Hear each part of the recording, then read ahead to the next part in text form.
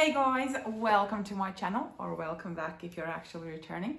My name is Paula, and on this platform we discuss about designer, fashion, luxury and lifestyle, but in a more practical and sensible way. The topic of this video is 5 designer handbags I have bought but would not buy again. And this was originally a tag created by Fabulously Irene as well as Vivian Connolly. We'll tag both of these ladies in the description box.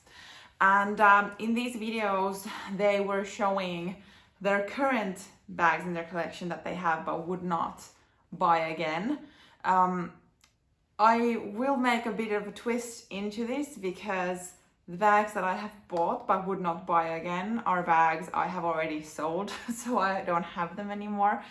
But I will still kind of explain why I bought them in the first place and then why I wouldn't buy them again, so basically why I sold them.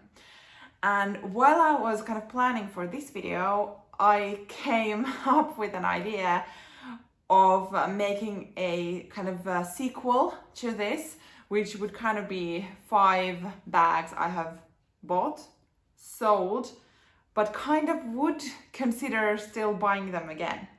So if that type of topic makes you curious, remember to hit the subscribe button. But as mentioned, let's discuss about 5 bags, 5 designer handbags I have bought but would not buy again. So the first handbag we're going to talk about is the Louis Vuitton Speedy. So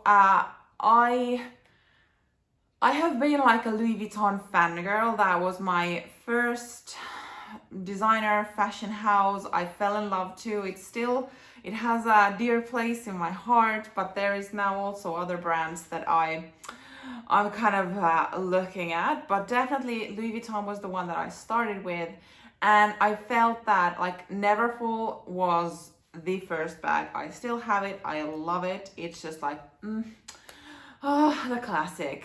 But basically I had this idea in my head that Neverfull is a classic bag from Louis Vuitton. Speedy is a classic bag, and at one point before I owned my Neverfull, I saw the Speedy like everywhere, and so many people were like, it's so like casual and practical, and especially in the Damier Ebene, which was the canvas I had. It's like, it's whatever weather, like everything. And a couple of years ago, I did get a promotion at work and I got some extra income, and I was like, yeah, now is the time I'm gonna invest in my own Speedy. And obviously in the bandolier version, because I'm a crossbody person. And I went to Louis Vuitton and I was able to kind of choose between the 25 and the 30, I think. And the 25 looked so much better worn crossbody. And then I went with the Damier Ebene. Now here's where I went wrong. I have never liked the aesthetics of a Speedy. I'm sorry. It just, that type of like mini weekender bag, basically. I know I'm gonna sound horrible, and I'm really sorry because it does look good on other people, but I'm not in love with the aesthetics of the bag. But I was kind of influenced by everyone raving about it, and I felt like, well, it's a classic, I'm gonna go for it. And then the second mistake I did, I don't like Damier Ebene, but I thought I was sensible going with that canvas, because then rain, snow, shine, nothing will happen to it. Yeah, so I bought it. I had it for a couple of years. I actually wore it as a work bag. So at that time, I was working in an office basically that I didn't bring my laptop home. So it was at the office every day, and the kind of Speedy 25 was enough for me to carry the essentials that I carried back and forth to the office. So I wore it actually quite a lot.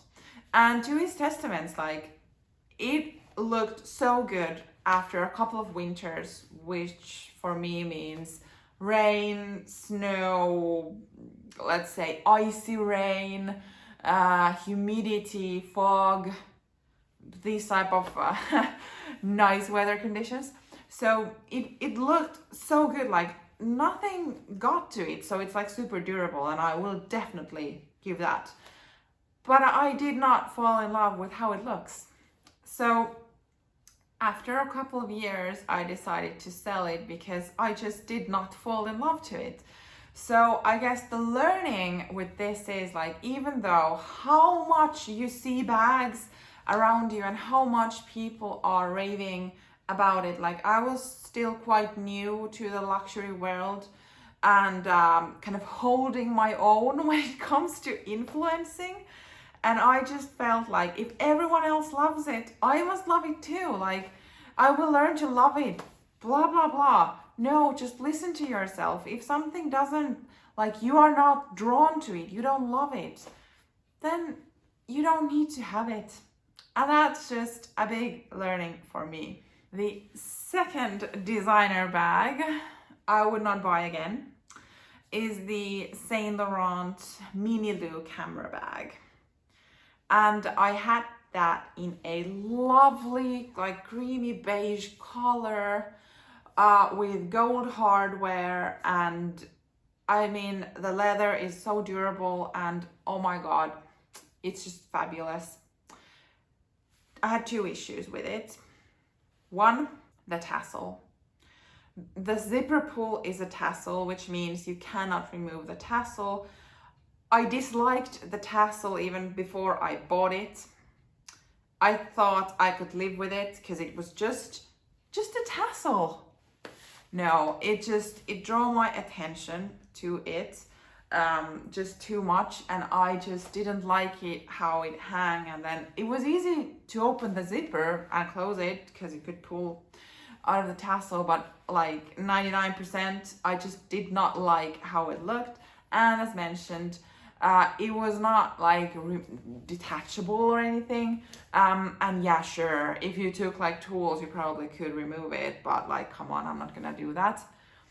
And the second issue that I had is that I'm quite tall and also curvy. So I don't really think it looked bad on me, but for some reason the proportion was not like exactly there. And I do think that the tassel played a huge part in it because the tassel was massive compared to the size of the bag. And it just kind of threw me off every time I wore it. And I looked at myself at the mirror and I'm like, something is off with the kind of proportions on myself. So with heavy heart, I did sell it. And I just kind of, because I felt that there was like something that was bugging me, and it was still in like really, really good condition, because obviously the leather is so durable that nothing had happened to it. But I just wanted to make sure that I will not lose money, so that I won't force myself to wear it and kind of feel iffy about it. And then like have some, I don't know, color transfers or scratches or whatever on the bag, and then try to sell it and actually lose out on a lot of money. So that's what I kind of did after owning it for maybe a year or so. So I did really wear it, but that was my issue. And kind of the second learning, like if there is a feature on the bag that you know you can't stand before you've bought it, most likely you are not gonna learn to love it. And it's just gonna bug you even more. Or at least it bugged me even more. So that's also a bag that I would not buy again. But hey, now that you are still here and watching, please don't forget to like this video, comment, and continue the discussion in the comment section down below. Subscribe to my channel and come back here. I post new videos every Monday and Thursday, and I think you would also like it here. Number 3 of the bags I would not buy anymore is the Celine belt bag, and I'm not entirely sure how Celine calls the size, but it was the biggest out of the now 4. So when I had this bag, there were 3 sizes and it was the biggest one. Now there is small sizes, there is kind of a mini small added to the other spectrum, so it's still like the biggest one, and I think maybe it was like called the small size. I will check and kind of have it the correct one here. But I bought this because I love Celine aesthetics. Like, it is just so beautiful. It's a bit different but classic, and it's like there's so many bags I love, and I do love the belt bag. And this was actually a bag I bought after I kind of let go of the Speedy, and I was in a hunt for a work bag. And I felt like the Speedy was kind of like Louis Vuitton, so I was ready to get a bag that necessarily doesn't scream designer.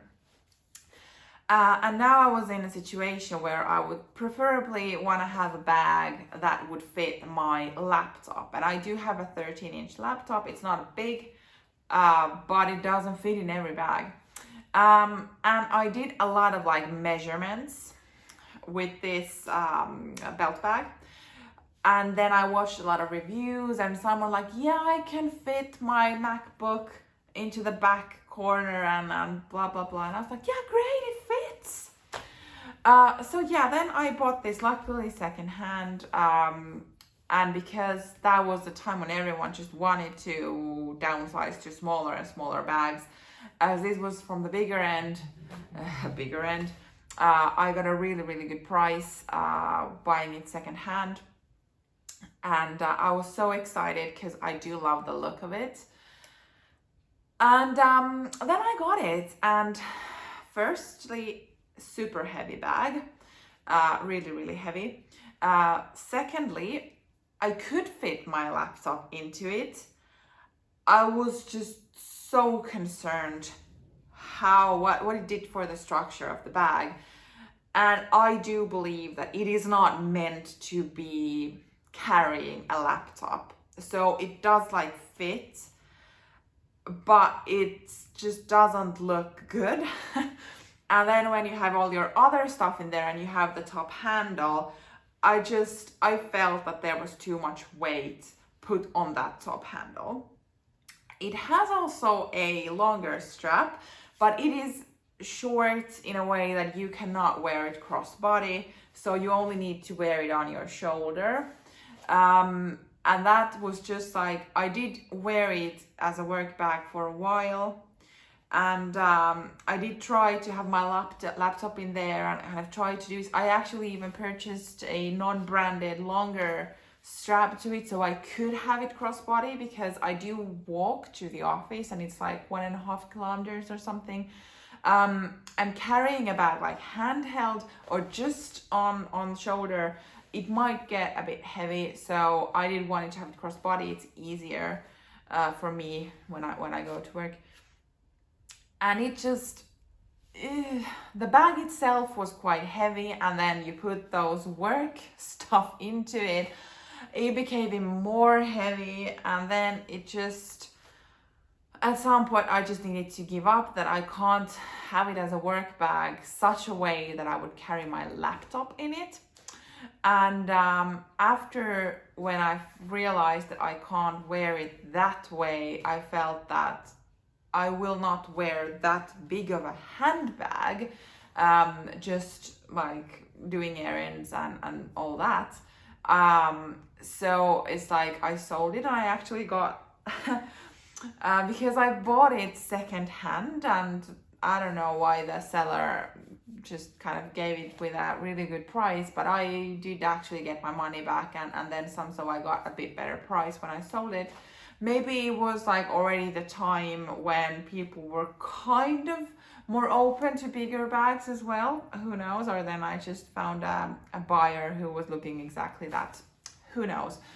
But that was like, I love the aesthetics still, and highly would consider a smaller version, like the smallest. Actually, I think it's cute, really cute. but for this size, I would not buy it again. Number 4 would be the DiorAddict flap bag, and I think there were 2 sizes, and this is the bigger one of those, so would it be then the medium size or so?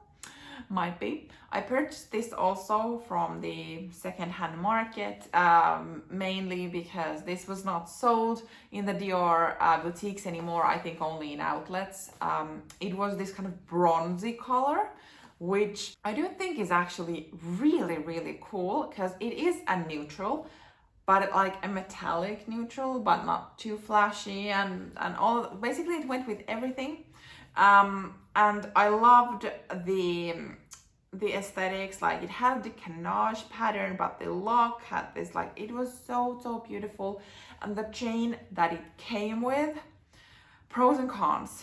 So pros, it looked wonderful. It had like these small CDs embossed in all of the loops, and you could kind of, it was removable, so you could kind of take it and switch the strap, and especially like if you would have those Dior guitar straps and all that, like kind of modernize a bit or make it more trendy, I don't know. So like, it was so pretty. Cons, it was quite short, and once again, like being a bit like on the bustier side, when I had it crossbody, it just did not look good. It came just like too high on under there, so it just didn't work. So I did try some other straps with it. So the bag itself had gold hardware, so I did try some other gold straps that I owned and kind of have it more crossbody, etc. And yeah, it was just, I don't know how to explain it. I mean, I in the end, I kind of liked it, but then I didn't. And I guess the issue was, and these are kind of learnings that I've made during the road, that if everything is not 100% in the bag, trying to replace them with something else and trying to make it work a bit better, it could kind of get me more excited. But in this case, it just kind of, I don't know, I just felt a bit drawn back. Like, I can't, like, obviously I could, but I can't wear it the way that I would want it and the way it's intended. So with the original strap, and then when I started wearing it with other straps, I was like, it doesn't look as good. And I had these kind of, I don't know, mental issues in my head. So like, learning definitely that if everything in that bag doesn't work from the beginning for you, or for me, it's difficult to make it work later on.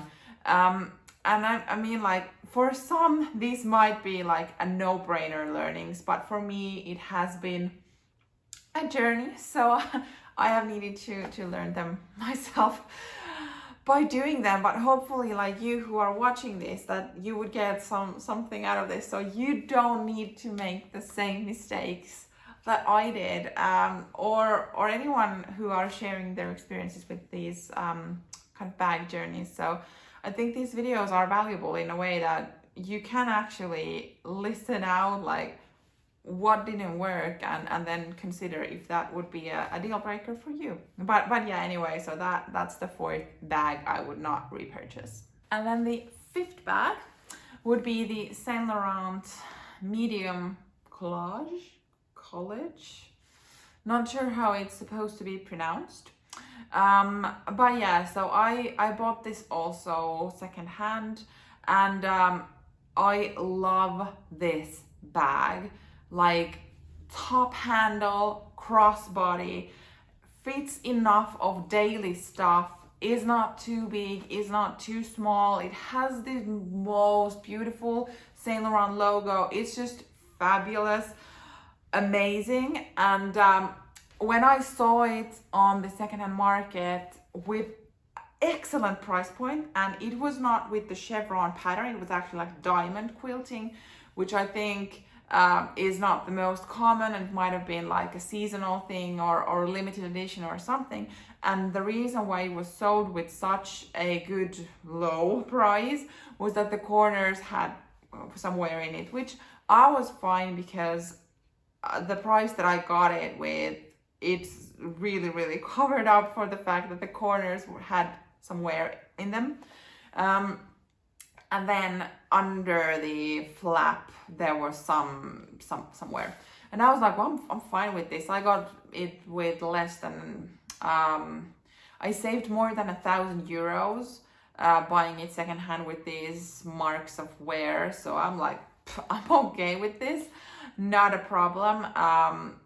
So I'm like, yes, I'm gonna finally have this bag that I've just been eyeing on, but I feel like Saint Laurent has been raising the price on this version in particularly quite a lot, so I haven't really bought it new from the store. But anyway, so I got it. I love like the top handle, there's so much variety, and the crossbody strap, like even though it was not adjustable, you could remove it, but like anyway, it's still like, even though I am so tall, it fit in the right height and all was well. The issue, and this, to be fair, like I don't know if this is the same issue with every bag of this kind of medium collage, especially like with the chevron, because I had with the diamond quilting, but the magnet was so strong that actually when you opened it, it pulled the leather where there's this magnet, and it's like two parts, the top flap part and then the part that is under the flap where the magnets hit. Yeah, listen to me like a true scientist. So when you lift the flap off from the bottom half of the magnet, it would stretch the leather so much that there was starting to be wear. And that got me like very concerned, because if that leather, like there was already like it was getting lighter colored than the rest of the bag because it had pulled so much, and that wear was already there when I bought it. But when I started using it, I realized how much it is actually pulling the leather. Like even though you would put your hand under the flap and try to like lift it so that it wouldn't stretch the leather, quite a lot of hassle to open a bag, don't you think? So I don't know if all the magnets are this strong with this model and with the chevron, if the leather was different or softer with the diamond quilting. I'm not entirely sure. But that got me like so concerned that I'm gonna ruin this bag, or get a hole into it or something. Like I don't know how to make the magnet less strong. So that was just like, I would not buy that bag again. And especially with the chevron, like I still think it looks fabulous, like everything in it so good. But I think I would definitely need to go to the boutique and test like what is the magnet about, because that got me really concerned. Obviously pickpockets, not a problem, but if you yourself can't get into the bag without breaking it, kind of a problem. So I feel like this is something that goes with the practicality of it. So kind of understanding this for myself, like understanding the logic of the closing and what it actually does to the bag itself. Will the closing mechanism make the bag show wear? And obviously in some cases you cannot know that before you've tried it, but that's just kind of like, whoa, too much of a hassle. So we'll not buy that bag again. That was it. Hope you enjoyed. If there are some bags that you kind of have bought but would not buy again, would be so curious to hear more. And yeah, as mentioned, there's gonna be a sequel to this video, so bags that I have bought, sold, but might consider actually buying again. So if that is something you're interested to know a bit more, please come back to watch my videos, and definitely I will see you in my next one. Bye.